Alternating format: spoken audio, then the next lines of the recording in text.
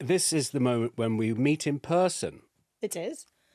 You were misleadingly shy for a moment there. I didn't know it was me first, but I'm next to Henry on the sofa in his Christmas jumper. Hello. It's not actually, it's Christmassy. Yes. But there's nothing, it's quite interesting why I thought this was Christmassy, although it's got no trees, no nothing. It's just a kind of Christmas adjacent pattern, isn't it? Christmas adjacent. Christmas is adjacent. I think I am wearing a Christmas jumper, but it's not technically a Christmas jumper either. You are sparkling. Exactly. And also you are wearing sparkling clothes. Thank you. And we're here to celebrate the last one of the year. Hurrah!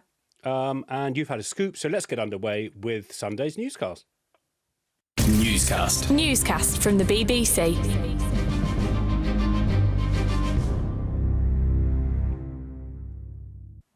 Hello, it's Paddy in the studio. And it's Laura in the studio. And it's Henry in the studio. Very nice to have you with us in person, Pleasure. Henry. Very nice of you to give up your Sunday morning in person for newscasters across the land. And the big story was made by an interview the Home Secretary gave to you from Italy about how to cure the problem, which is recognised across the political spectrum, the problem of the numbers of migration. That's right. And let's start just with two key numbers before we delve into our discussion. More than 20,000 people have arrived illegally on UK shores from small boats since Labour took power. That's up from 17,000 during that same period last year. But it is a lot less than during the record year in 2022. But what the Home Office is very keen to hail, however, is that they have returned 13,000 people who didn't have permission to be here in the last 6 months. They say that's the highest number in 5 years. So that's 13,500 people have been sent back to their home countries since the election in July. So there are tons of stats in this whole debate, but those are two of the key ones in this moment this morning. And Henry, the other way to look at the statistics is failure. The Conservatives failed by their own target, and Labour are not succeeding yet on smashing the gangs. That's right. And look, you should never ascribe to politics what is better explained by policy. So the numbers are high. Any government of any stripe will want those numbers to come down. People die making this crossing. It's not just a sign of government failure. It is perilous for those people who feel like they are driven to try to come to the UK across the English Channel in an inflatable dinghy. That is why this government, like the last government, is trying to bring those numbers down, albeit in a different way. But there is also politics here.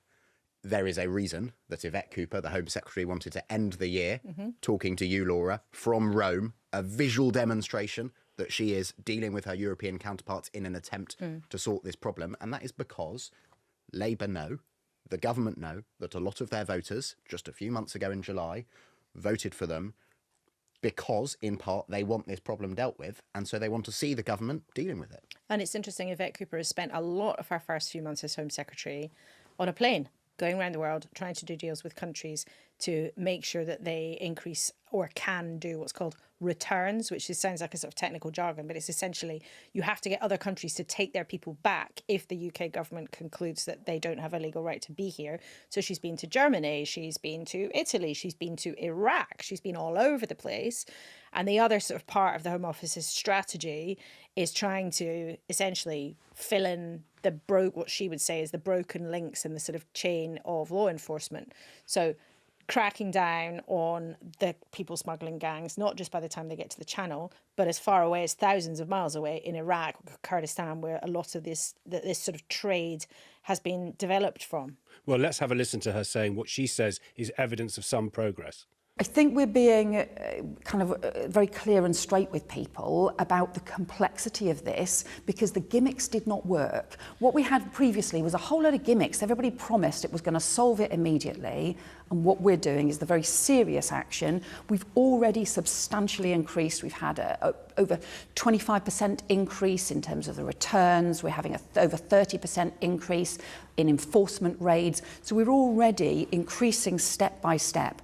But of course, this is complex, and of course, this takes time. And what she wouldn't do is put a number on it. And not even just put a number, wouldn't give any shape or form of a timetable about when they hope to achieve whatever you want to call it, significant process. Sunak completely got that wrong, didn't he? Yeah, and she does not want to be another Home Secretary with what she described as bad history of making a promise on immigration and then spectacularly failing it. But it does leave them open as a government to charges from their political opponents that they're not really making it a priority, because you get targets on kids' education, you get targets on waiting lists. The government has made huge claim in the last few weeks about, oh, here are the things you can measure us by. But when it comes to immigration, the Home Secretary, maybe she's more savvy than some of her colleagues, she won't put a number on it that she can be then held to account. And you made that point to Yvette Cooper very effectively, and I'm not sure she really had much of an answer, because it is quite hard for the government to say target-based, milestone-based, whatever the current word is, based government works, except in the area of immigration policy. Yes. I think that is a hard argument for and it is fair for Labour to say that on the Tories' watch, migration, both legal and illegal, soared. Yeah. Absolutely. It's absolutely true.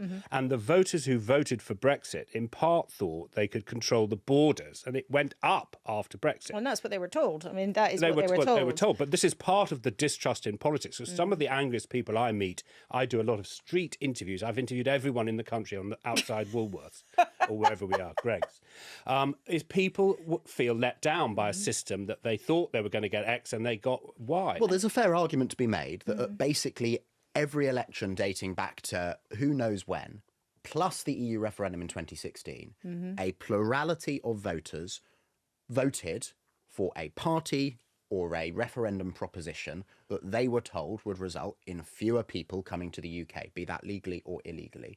And at every turn, that has not happened. It was interesting. We had Andy Burnham, the former government minister and now mayor of Greater Manchester, on the programme this morning. And he talked about when he was immigration minister back in the day, because it was one of the many different jobs that he did when he was a Westminster politician. And he was saying, look, I remember it. Basically, what you had to do was get on the phone to your counterparts and almost be sort of saying, well, can you take these people and we'll take... It was all about pressing the flesh with your contacts around the continent. And he made the point that you did, Paddy, in a political way, and you weren't making it in a political way, but that actually the difficulties around Brexit and how that made it harder for the UK to cooperate with other countries is, in his view, at the root of the problem here. And basically that meant that people were sold something, in his view, that just wasn't achieved. But what you see, I think, in Yvette Cooper's approach to illegal immigration is actually one specific example of Keir Starmer's much broader analysis of where the UK has gone wrong diplomatically since Brexit. He thinks that there are all sorts of issues which can be solved, or at least come closer to being solved, by the UK basically being a better member of the international community. Yeah, that's the front page of the Mail on Sunday, Keir's surrender squad. This is this reset coming up. I think we're going to talk about the reset with Europe in just a moment, but we just wanted to hear a little bit more from Andy Burnham. Going forward from here in 2025, they need to be held to account for the consequences of their own policies. Reform should. The big lie of Brexit, in my view, needs to be exposed, because they promised us that it would control immigration.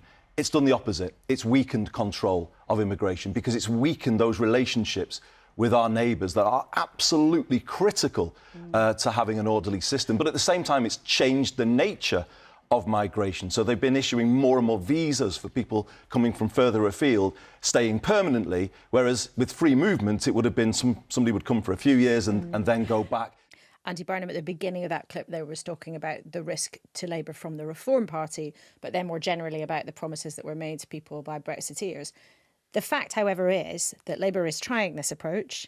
They can't be sure that it's going to work significantly. They can't be sure that it's going to be effective in the way that they want it to be. And the Home Office is very happy to highlight figures that they say show things going in the right direction today. But they do not have a guarantee that they're going to be able to show persuasive differences in the levels of illegal immigration and the small boat crossings. Of course, they want to, but they can't be sure that it's going to happen. Not least because it's dependent on lots of other bits of what's happening around the world, and also whether or not other countries are really ready to do the kind of cooperation that they want. And Giorgia Meloni, the Italian Prime Minister, has said she wants more action from the other EU countries. So she's already making that point. There's a great profile of her, given that we sometimes try and sum up the Sunday journalism, there's some great profiles of her, the people who've been rushing to meet her. Keir Starmer's gone, Donald Trump likes sitting next to her in Paris. She gets out her fags. She has an Aperol. She takes her daughter to the things. Bambina, she says. And she's a working class woman who grow up in a council house. You see a lot of the photographs of maybe more traditional, less exciting politicians appearing to be really quite dazzled by this unconventional, plain-talking female Italian leader. Who's brought the figures down. She's brought the figures down, absolutely. But her scheme to send people to Albania is shelved. Has run into all sorts of legal problems. But who would have thought a few years ago that of all people, Yvette Cooper would have been making a speech at an Italian political conference run by a party that has its roots in the far right. I mean, you just couldn't have made that up.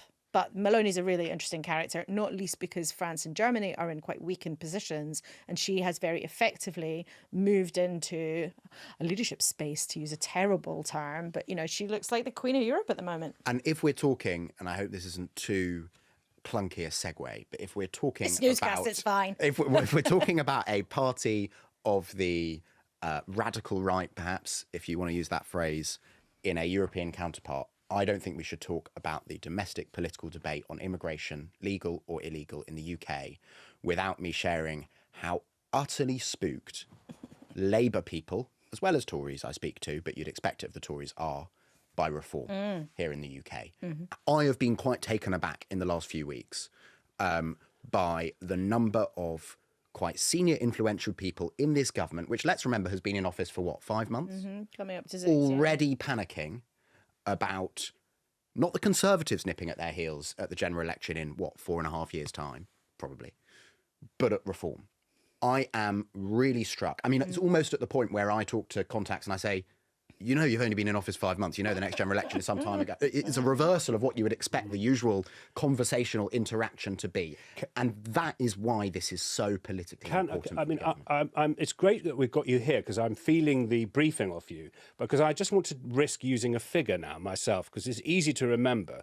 Reform came second in 98 seats. They did. And 89 of them are Labour's. In 89 of them, Labour's. And I can remember that number because it's 9 and 8 turned round the other way. That's a handy... Isn't it good? Mnemonic? Is that a mnemonic? No, yeah, it's not. That's something else. It's a sort of numerical version of it. Yeah, but we had Lucy Fraser on the programme today, who was the Conservatives' last culture secretary. Yes, don't be mean. And I said, she was talking about Elon Musk may give money, which he's not allowed to do, but if he uses a British firm, he'd give money to reform. And I said, are the Conservatives worried about Nigel Farage? And she said, yes. Then she said, everyone should be. And I think she was meaning... political class. So there's no doubt, as you were saying, Henry, it's very fashionable to be terribly worried about reform in political circles.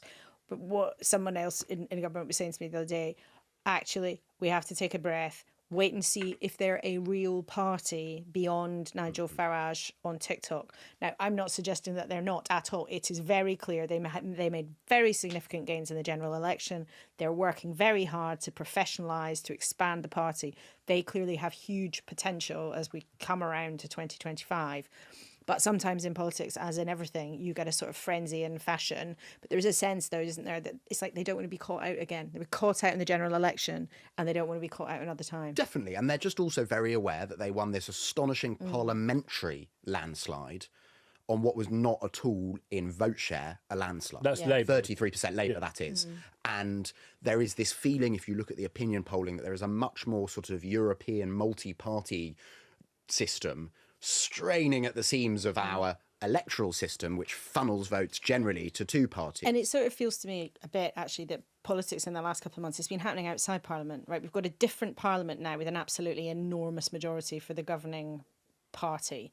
So therefore, how much action is there going to be in Parliament? Well, maybe not that much. Perhaps the more important things that have been happening in the last few months are things like reform, working hard in Wales, where there are Senate elections coming down the track. Maybe the more important things actually are the SNP feeling they've got a little bit of confidence back because Labour struggled over winter fuel allowance and things like that. So maybe for once, people should pay a bit more attention to what's happening outside Westminster as what's happening inside. But it's challenging, though, too, for the Tories, isn't it? And last weekend, we had Ben Houchen, the Teesside mayor, who said he felt Kemi Badenoch had to say more about immigration, had to not leave a vacuum for Nigel Farage. This was what the Shadow Home Secretary, Chris Philp, told us this morning about their plans for a low, hard cap on migration. So there's no way that can be circumvented, and we would set that out in law. In terms of numbers, we haven't set a number yet, but we're working on that at the moment. But it will be broadly speaking, it'll be far, far lower than the figures that were published a couple of weeks ago. And it'll also be far, far lower than the OBR forecast accompanying the budget that was 350,000 per year. Interestingly, Keir Starmer and Yvette Cooper have refused to set out a cap at all. So there's a big difference there between the parties.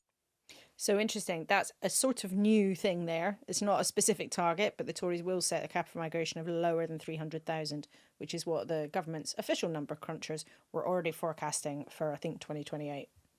Yeah, I mean, the argument is now, if we are talking about reform, Nigel Farage has said we've got to leave the European Convention on Human Rights. And once we've done that, we can deport people.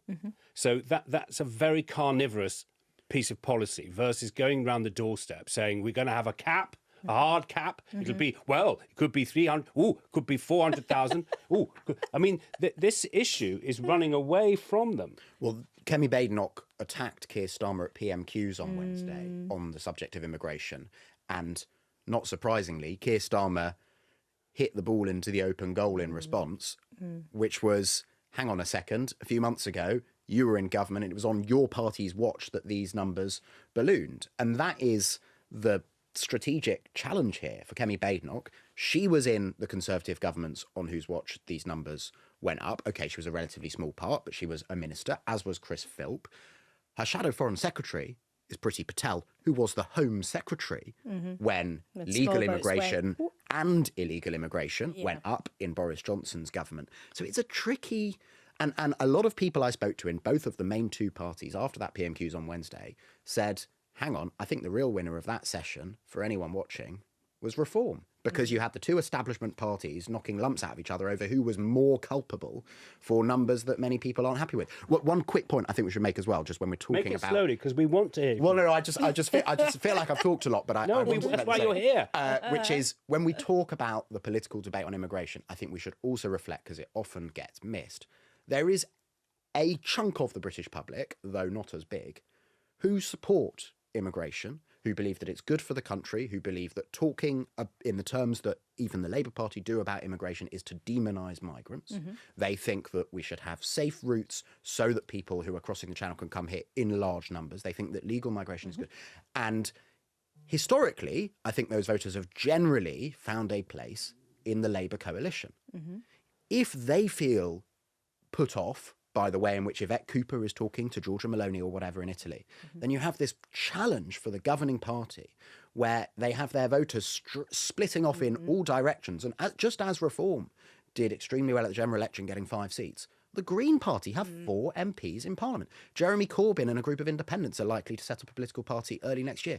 So we should just always be mindful, even though it's a smaller chunk of British public opinion, of that group of people as well. And what we talked about yesterday a bit about this is that Labour's got the right saying you're not radical enough on our way and the left saying you're not radical enough the other way. So then you end up with a muddle in the middle. And that is one of the sort of central criticisms of Starmer's government overall, is that in trying to please everyone, they might end up pleasing no one at all.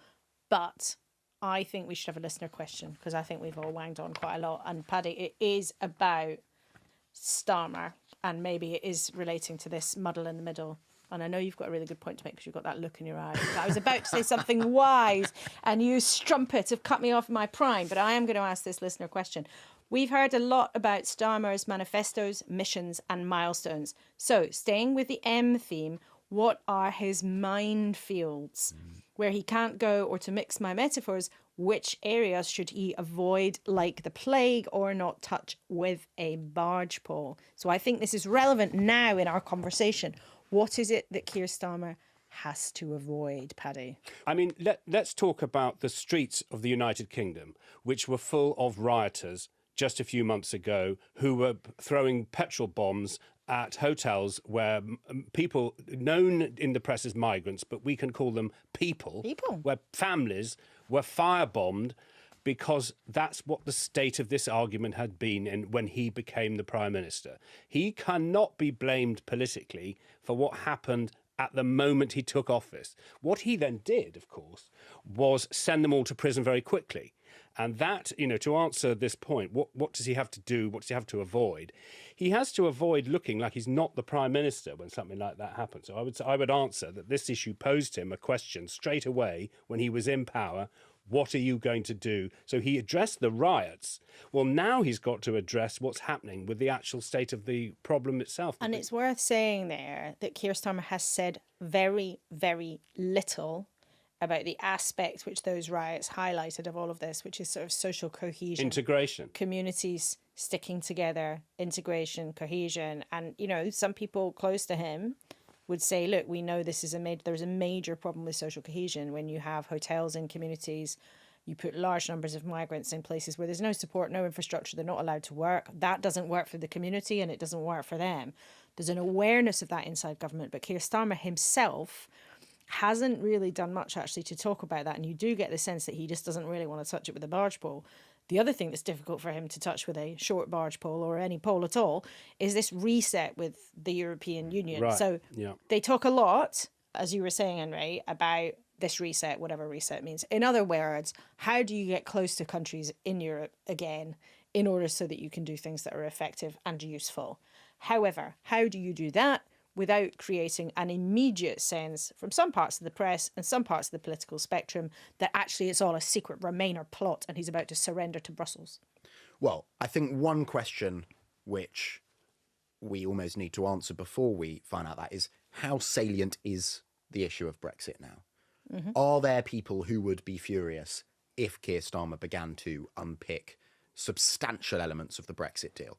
I genuinely don't know that. That's not a rhetorical question. I don't know the answer to that. I don't think we really know the answer to that. And it sort of gets to an earlier question, which I don't think was ever really resolved, about the extent to which Brexit and getting Brexit done was about that, or was it a proxy for a feeling that the government wasn't listening to the will of the people, and so on and so on. Although I think we can say that we don't think it's unlikely there'd be people in the streets if the government does a phytosanitary arrangement with or a veterinary agreement. In other words, those niche agreements about animal welfare or about bits of chemical regulation or whatever. And that gets to the question of whether it's that sort of stuff that they want to do, in which case, sure, you might have some to-the-wire negotiations, but no one's going to notice or care, or whether it's something more profound like unpicking, and I don't think they're going to do this because Keir Starmer has said many times, and we know his word is his bond, that unpicking the single market or the customs union membership. I mean, one thing that is, I think, revealing, though niche, is that the government has been hiring for a very senior civil servant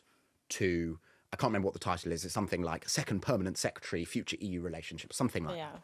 Not quite that, but, you know, the sort of Whitehall blancmange title, which conveys Whitehall seriousness. Sorry, on the menu in the BBC canteen. Sounds Christmassy. And may your days be merry in Whitehall.